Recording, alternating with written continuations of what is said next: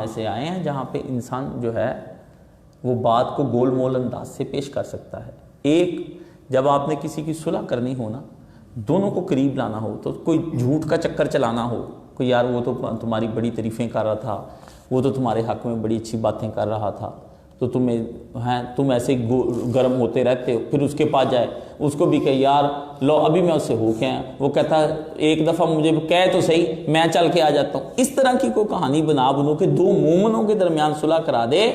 یہ شریعت نے جائز قرار دی۔ ایک بات۔ دوسری بات، جھوٹ بولنا وہاں پر جائز ہے جب ایک مومن مجاہد آدمی کافر دشمنوں کے ہتھے چڑھ جائے اور وہ اس سے انفارمیشن لیں کہ تمہارا اسلحہ کتنا ہے،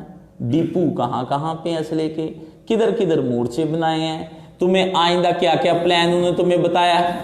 وہاں پر بھی کہا کہ مسلمان اپنی جان بچانے کے لیے ان کو الٹے سیدھے مورچے تھے، سب کچھ ڈبے سب الٹے پلان بتا دیں، ان کو چکر دے دیں۔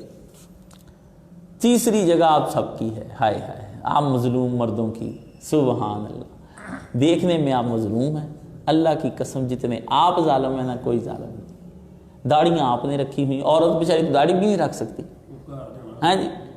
وہ بیچاری داڑھی بھی نہیں رکھ سکتی، نہ آپ کی طرح پہنچے اوپر کر سکتی، نہ تسبیح پڑھ کے بازار میں پھر سکتی۔ اس بیچاری کو کیا پتہ ہے اس حاجی نمازی کی شکل کے اندر کیا ہے۔ تو تیسری شکل آپ کو دے دی کہ بیویوں کو جب وہ آپ کو زیادہ تنگ کریں کہ میں نے فلانی مجھے کھاڈی سے سوٹ لے کے دو، مجھے تانا بانا سے سوٹ لے کے دو، مجھے فلانی جگہ سے زیور لا کے دو، جلدی جلدی اپنی ماں کو رخصت کرو، یہ اپنی بہن سے لگ ہو کے لگ گھر، شریعت نے کہا ہے وہاں آپ اس کو گول مول جواب دے کے مطمئن کر سکتے ہیں کہ بنا دیں گے، وقت آ جائے گا کر لیں گے، ٹھیک ہے۔ اب یہ بات کوئی عورت سن رہی ہو، وہ آپ پر آپ دوبارہ اعتماد کرے گی، کیونکہ اس کو پتہ چل گیا کاشی بھائی نے ان کو یہ سبق دیا ہے، اس لیے میرے خلاف ہے۔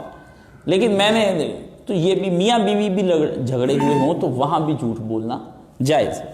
یہ تین جگہ اللہ نے فرمائی کہ صدقہ کرنے کے لیے، کسی کو نیکی کی تلقین کرنے کے لیے، اور